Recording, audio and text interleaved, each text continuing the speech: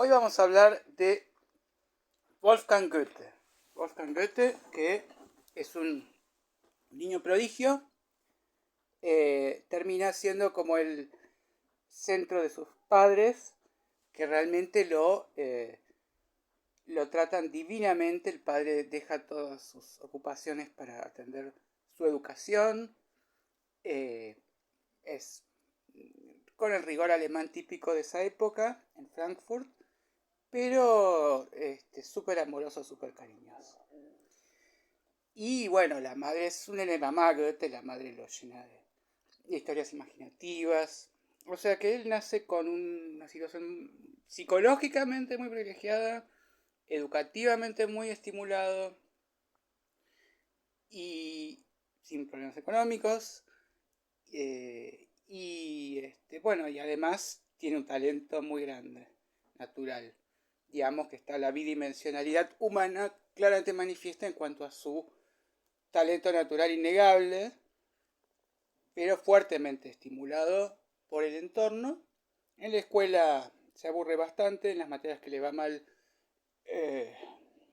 no da la menor bola y no acepta críticas.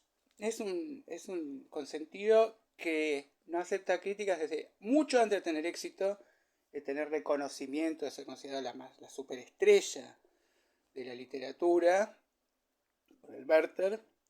Mucho antes de esto, o sea, Goethe, mucho antes de ser Goethe, ya se creía Goethe. ¿Y por qué quiero destacarlo? Porque no es una época de cancelar, de victimizarnos, la generación de cristal, y que es muy punitiva, y aunque no sea punitiva a los bifes o con condenas penales, psicológicamente cualquier rechazo, cualquier crítica incluso, en realidad termina siendo muy bastante más lesiva de lo que podría parecer, porque también no estamos cultivando justamente la ataraxia o este tipo de temple que él después se encuentra como una especie de refugio que hoy llamaríamos taoísta.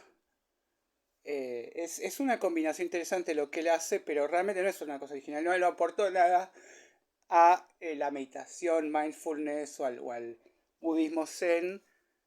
Todo lo que él predicó como consejos para sobrellevar los dolores y todo, ya estaba inventado, fue como algo que él reencontró, reelaboró de su idealización de este Oriente inventado, que surge con Ocean, el oceanismo. Ustedes saben que en la literatura hay maravillosas imposturas, maravillosas imposturas. Alain Sokal hizo una famosa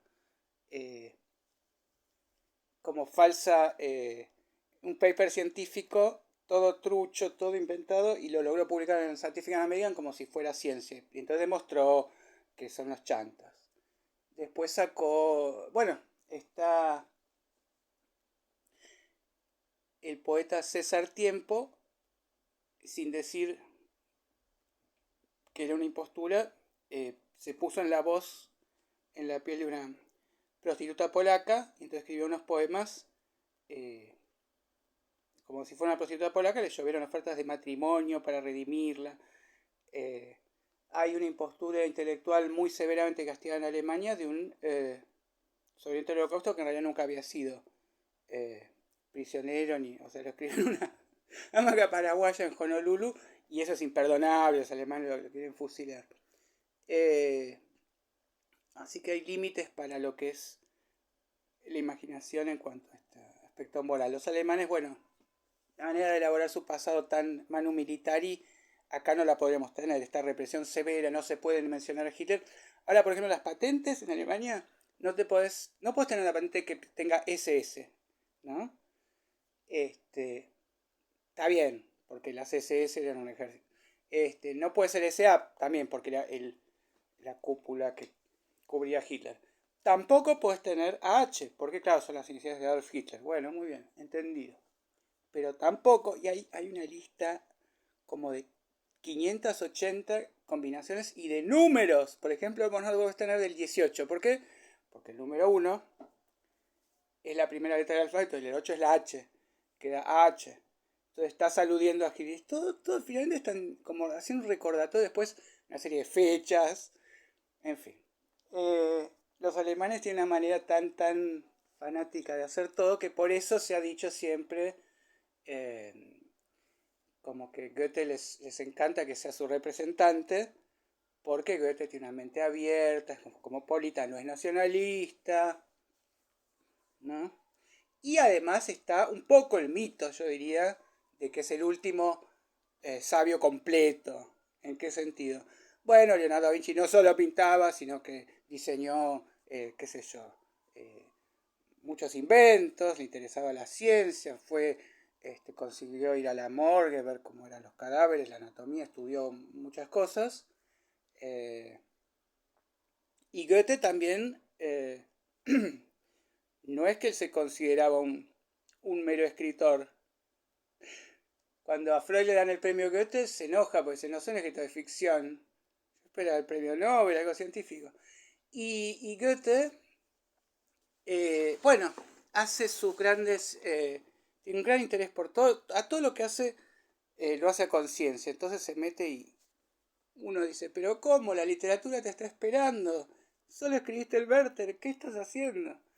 ¿Y qué está haciendo? Está descubriendo el maxilar. O sea, hizo un descubrimiento para la odontología, que no era necesario que fuera una mente como la de Goethe. Cualquier picapedrero va y lo ve. Es una cosa meramente empirista. No hacía falta que perdiera el tiempo en eso. Ciertamente después no hacía falta que perdiera el tiempo con la teoría de los colores. La teoría de los colores sigue dividiendo las aguas ahora en Alemania. Los ingleses ni se enteraron. Resulta que Newton hace una teoría que es correcta. Todos los colores emanan del blanco, ¿no? Hizo el famoso chiste: un haz de luz puso un prisma y Newton se descompuso. Y entonces Goethe considera que no es así. Hace sus ridículos experimentos. Su teoría también racionalista, deducida y no empírica es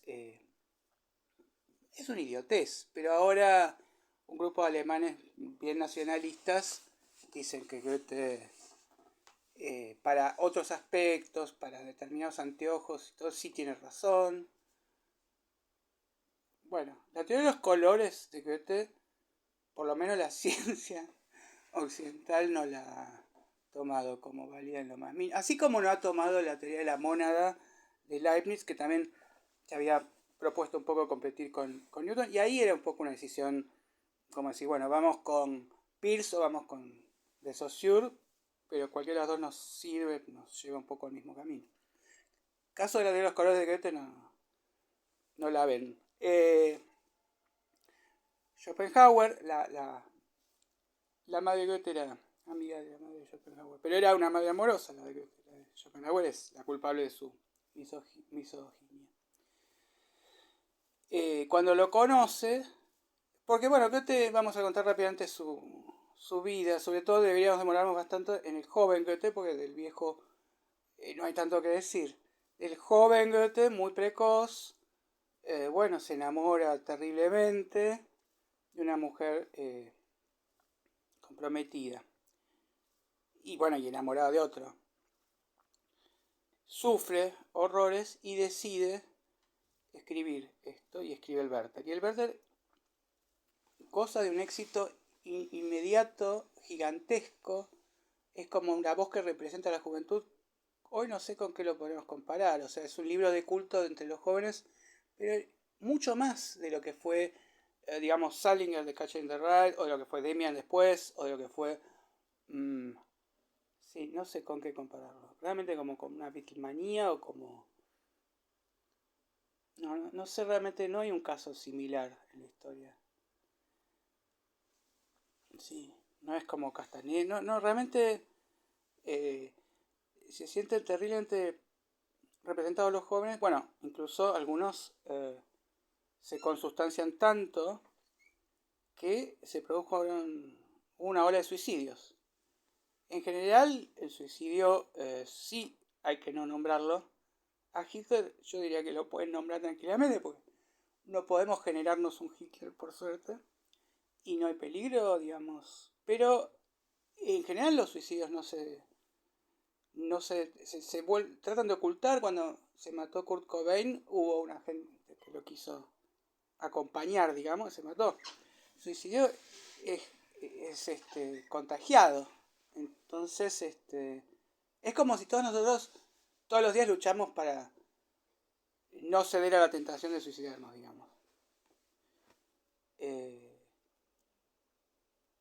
Entonces, es algo que bueno, en ese sentido Goethe igual está indignadísimo. Decía, el mensaje mío es: escriban, hagan una catarsis, desembarácense de sus locuras sentimentales y de las pasiones que los atormentan. Sáquenselas de encima, ¿no? Exprésenlas, ¿no? Llévenlas al acto, ¿no? Súfranlas más intensivamente. Es considerado el fundador del romanticismo, sobre todo por lo del Sturm und Drang, ¿no? Que es como la tormenta y la intensidad, como en la literatura buscar una expresión, sí, muy, o sea, los sentimientos priorizándose por sobre la racionalidad, como una reacción claramente contra la ilustración. En ese momento Kant estaba muy vigente. Goethe trató de leerlo, no lo pudo entender bien, pero más o menos las ideas de Kant sí las entendía. Pero bueno, él en ese momento, cuando conoce a Richter, se vuelve orientalista. Lo que les estaba contando de Ossian, hay un poeta que se llama Macpherson, que él no triunfaba para nada como poeta. Entonces hizo la gran Ameguino, dice: encontré el jabón perdido, encontré estos poemas del viejo oriental poeta Ossian, ¿no? Y habla de Oriente, qué sé yo. Y le creen, le dicen que realmente es buenísimo, tiene un gran éxito y que hay una especie de idealización en ese momento de Oriente y todos quieren escribir poemas orientales. Y ahí escribe Goethe Diván de Oriente y Occidente, que tiene... Todos estos poemas son poemas de una versificación muy límpida, muy sencilla. Goethe no es como Góngora, como Joyce, es un autor accesible a todo el mundo. Werther, si no, no hubiera podido ser popular tampoco, ¿no? O sea, es también el estilo, la manera de Goethe es lo que permitió su popularidad. O sea que es un caso donde se mancomunaron la gran calidad literaria y la asequibilidad, digamos. Qué lindo, fue una palabra muy poco asequible, la asequibilidad. La accesibilidad, la inmediata comprensión, la decodificación sencilla. Bueno, Goethe escribe entonces Diván de Oriente y Occidente, donde tenemos este poema Gottes Dämmerung, ¿no? Dämmerung es crepúsculo. Y a Borges le encanta la palabra crepúsculo porque descubre que es, bueno, cuando puede ser el crepúsculo del amanecer o del atardecer, como la contraluz, contra la... entonces él habla del amanecer del cuervo, de la palo, el crepúsculo. Le interesan mucho todas esas orígenes y de Goethe le gusta esto. Realmente Borges considera que el Fausto es el mayor blef de la historia de la literatura. Considera que es un ladrillo, que es un mamotreto, que es la demostración de que nadie puede planificar una obra de arte. Y Borges la leyó en alemán. Borges sabía alemán, no sabía tan bien, pero sabía alemán. Pero no soportó. Tampoco las conversaciones con Eckermann, es decir, tenemos como dos grandes biografías que fueron como narradas a un otro escritor. Bueno, hay muchas, pero quiero decir de los grandes escritores. Y una de ellas es la de Goethe, y la otra es la de Johnson, que escribió Boswell. Y es mucho mejor la de Johnson. Pero que además fue escrita como en conversaciones. O sea, Johnson hablaba y no estaba muy enterado de que Boswell anotaba todo y después publicaría el libro. Como las cartas a un joven poeta de Rilke, que Rilke no escribió ese libro, le contestaba cartas al joven poeta que decía: ¿cómo puedo saber si debo escribir o no? Bueno, si usted puede vivir sin escribir, no escriba.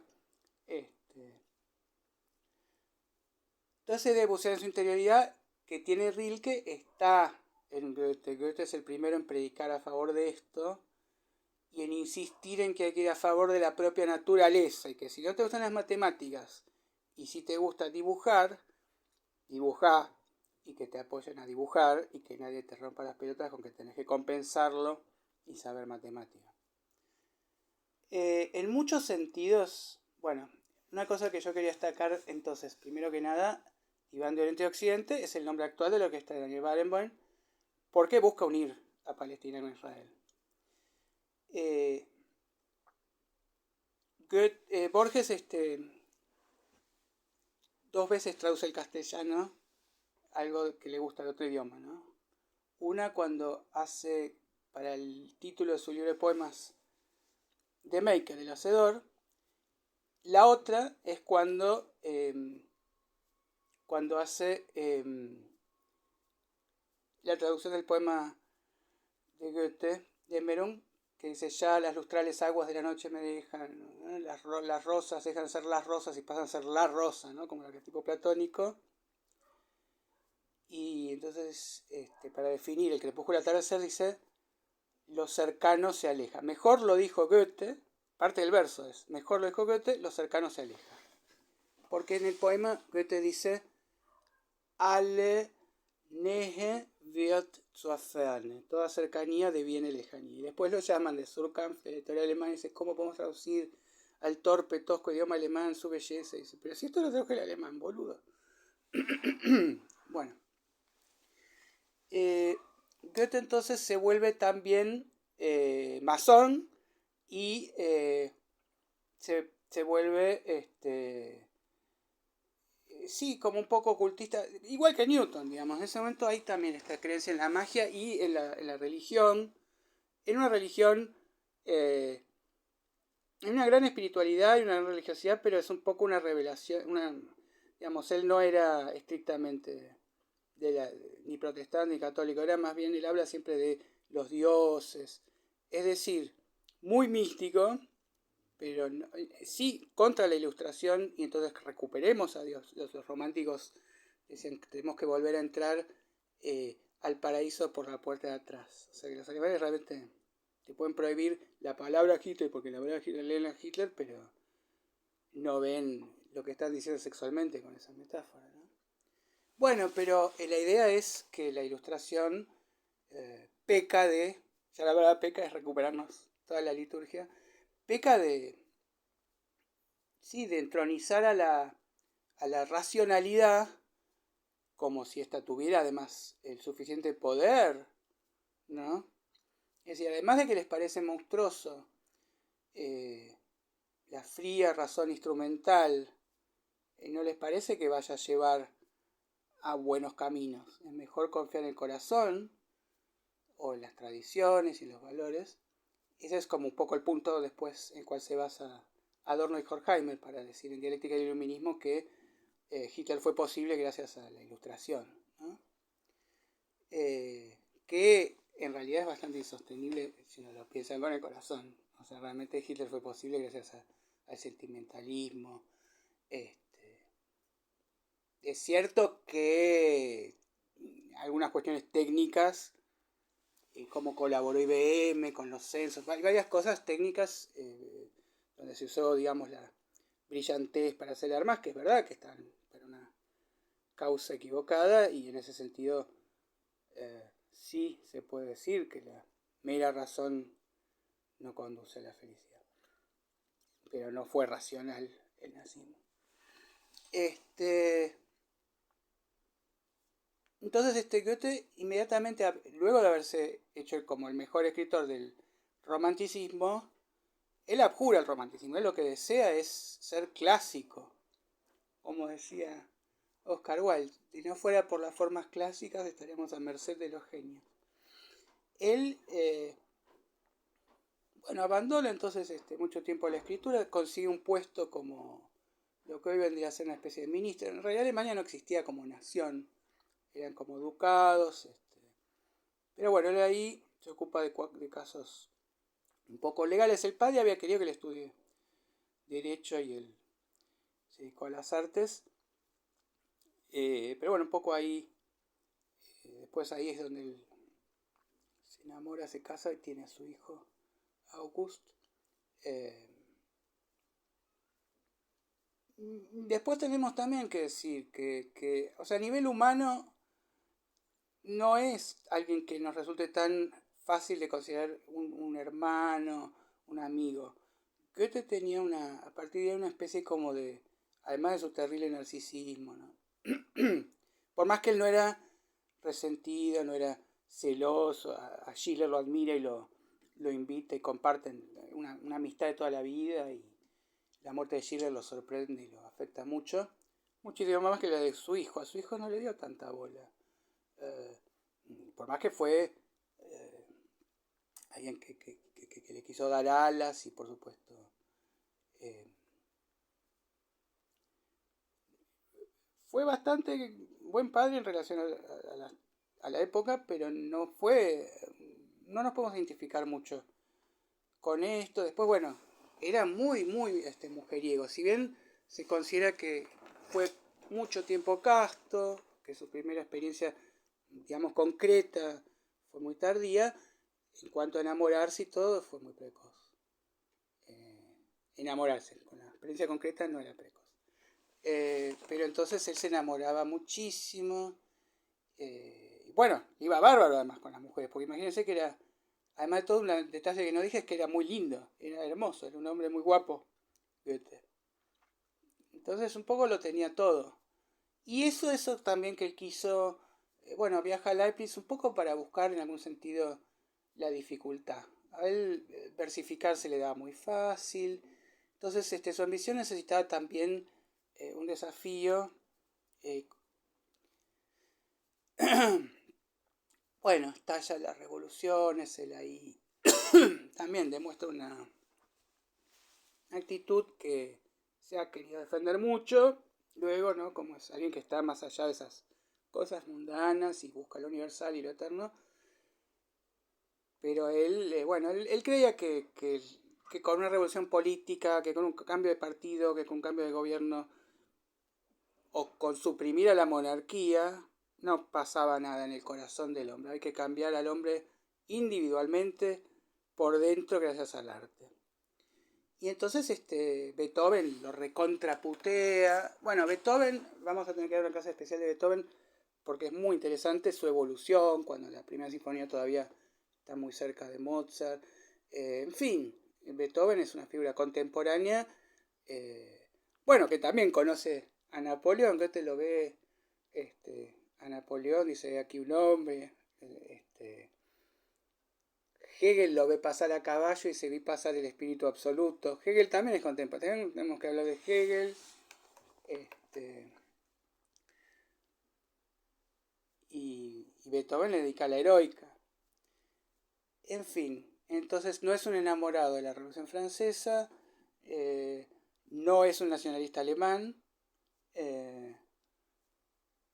Bueno, para decir, tenemos, sí, para que llegue a la media hora exacta, terminamos rápidamente. Fue muy longevo, vivió hasta los 89 años. Y está el Urfaustus, o sea, el Fausto originario, digamos. Él tuvo un proyecto que acarició a lo largo de toda su vida, un poco como la obra capital, como si fuera Hojas de hierba de Whitman o la obra de Pessoa. Toda su vida retocándola, retrabajándola, repensándola. Es el Fausto, ¿no? El Fausto donde el hombre hace el pacto con el diablo.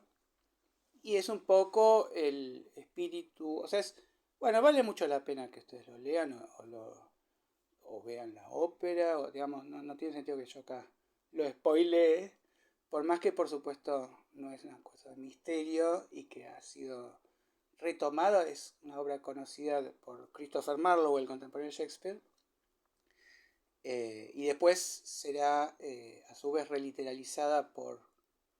transliteralizada por Thomas Mann, el Doctor Faustus, donde ahí el pacto se hace para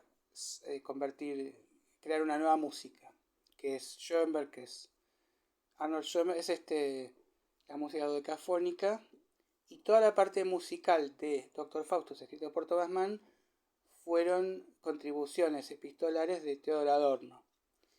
Y después el hijo de Thomas Mann escribió Mefisto. O sea que la idea esta del diablo, yo creo que el mejor cuento sobre esto es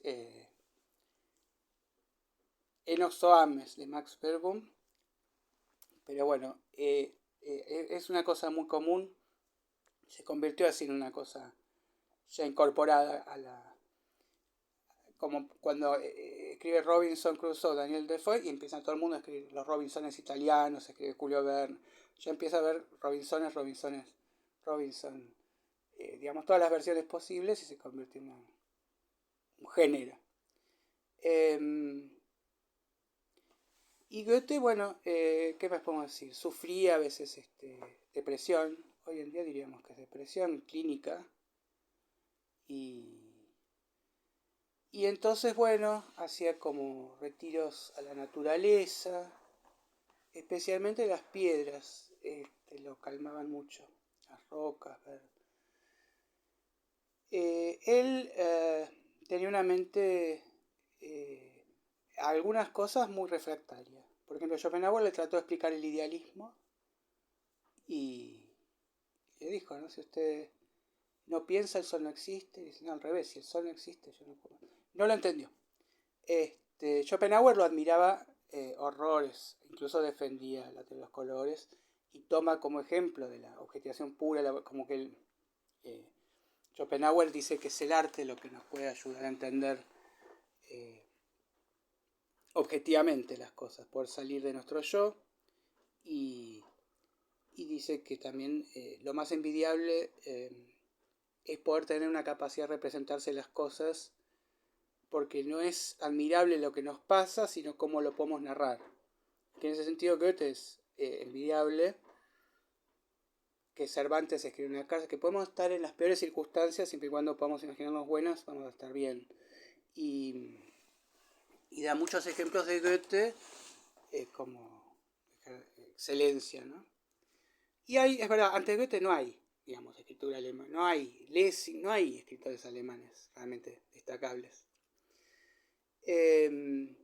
Borges decía, porque el Martín Fierro había sido aclamado como el mejor libro argentino, que cada nación elige a un autor que un poco no se le parece, de manera que es como un antiveneno, un antídoto. Entonces los ingleses dicen, bueno, ustedes creen que somos fríos, parcos, poco expresivos. Shakespeare es inglés. Entonces los italianos dicen, ustedes creen que somos caóticos, desordenados, expansivos, poco comedidos. Bueno, Dante es italiano. Entonces Borges, para decir que nosotros no somos ni desertores, ni hacete amigo el juez, ni nada de eso, bueno, elegimos Martín Fierro, porque no somos eso. Y bueno, por supuesto los alemanes sí son extremistas y fanáticos, y Goethe pasa por no serlo, pero yo creo que si uno atentamente lee sus declaraciones, sus consejos, sobre todo si sus pronunciaciones, sus tomas de posición y todo, es bastante extremo, es bastante fanático. Por ejemplo, cuando dirigió su obra de teatro, que fue un fracaso total, él quería ser realista y entonces, bueno, si la obra dice lluvia, no voy a mentir, que garúa, muy, muy, muy alemán. Y después, las cabezadurismos, cómo se enteró, por ejemplo, Winkelmann, que es un zapatero sin ninguna formación, es el que inventó, digamos, el culto al helenismo, con toda una sarta de teorías equivocadísimas, afirmando que los griegos no eran realistas, que iban a la esencia del arte, ¿no? Esta idea un poco que sí podríamos emparentar a Aristóteles, que dice que es más importante la poesía que la historia, y que la Caballo de Troya, que es, digamos, mito poético, explica mucho más la esencia de la historia que de las documentaciones, que Heródoto. En fin. Pero la verdad que este Winkelmann, yo le tengo mucha bronca. Me parece que lo que hicieron los alemanes con Grecia es horroroso. Schliemann es el que es bien alemán literal, ¿no? Que el tipo lee Homero. Generaciones y generaciones lo habían leído, ¿no? Es de 400 a.C., lo lee en 1800. Henry James dice, pero habla de Troya, entonces Troya tiene que existir porque para un alemán no puede haber una metáfora. Entonces va, organiza una expedición, se casa con una griega para que le traduzca a los albañiles y les destierra a Troya para el orto, rompiendo todo. En Alemania, en Grecia odian a los alemanes, odian. En fin. Y después, como si no hubiera sido poco hundir a Troya de esa manera, Wolfgang Petersen, que había hecho una linda película, Spot, todo, que es talentoso, hace Troya con Brad Pitt, con esta Barbie de Hollywood. Está bien que es alemana, es una modelo alemana, pero no es la Helena de Troya. Sin dioses griegos hace. Bueno, en fin. El tema es que Winkelmann entonces dice, por algo las esculturas eran todas blancas, para mostrar la esencia y no el realismo. Bueno, por supuesto se descubrió fácilmente que no eran blancas. Lo que pasa, las pinturas eran, digamos, de tinturas hechas con materia animal, vegetal, que se despintó. Eso es lo que era. Y bueno, Goethe nunca quiso darse por enterado, pese a las numerosas pruebas, de que esto era así. Así que, una gran convicción alemana tenía, una certeza psicótica se llamaría hoy en día. Es muy admirable, yo creo que recomendaría leer la poesía, que está bien traducida, siempre una poesía traducida renuncia o bien a la música, al sentido, pero no es un autor difícil de entender todo lo que quiso decir en una traducción. Por supuesto, logra que el alemán sea una lengua grácil, cosa que no se logra nunca, todos los demás autores son plúmbeos, salvo Lessing, salvo Nietzsche, salvo Schopenhauer, que copia la prosa filosófica inglesa. Así que vale mucho la pena leer a Goethe. Es un autor, por supuesto, muy disfrutable y como literato genial. No genial como científico, no genial como político, pero sí en sus consejos para la vida, digamos, tal vez hay muchas cosas sí que se pueden rescatar. O sea, como gurú se lo puede tomar a Goethe, que no ha dicho nada muy diferente de lo que dijo Buda, digamos. Él realmente logró sobreponerse a las pasiones que lo comandaban, digamos. Y con mucha disciplina, siempre ocupándose muy a fondo de cada cosa que hacía. Por eso nos da bronca que esté 20 años estudiando unas plantitas. Es cierto que sí hay una especie de mérito científico. Él estudia unas plantas y dice que todas vienen del mismo tronco común. Digamos. En ese sentido sí anticipó a Darwin. Él al Darwin al que se refiere es a Erasmus, al abuelo de Darwin. Pero es verdad que él tuvo en muchas cosas una intuición maravillosa.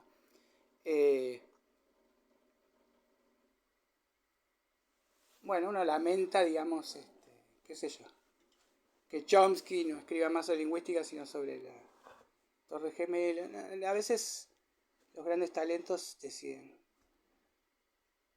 Realmente es como si Messi dijera, bueno, yo ahora voy a fabricar un nuevo tipo de churro con los pies. Bueno, pero lo mejor que hizo Goethe fue escribir, así que conviene leerlo. Es por eso que es famoso también. Bueno, terminamos, tenemos que terminar. Después hablaremos mejor de esto. Espero que tengan una vida como la que nos sugiere tener Goethe.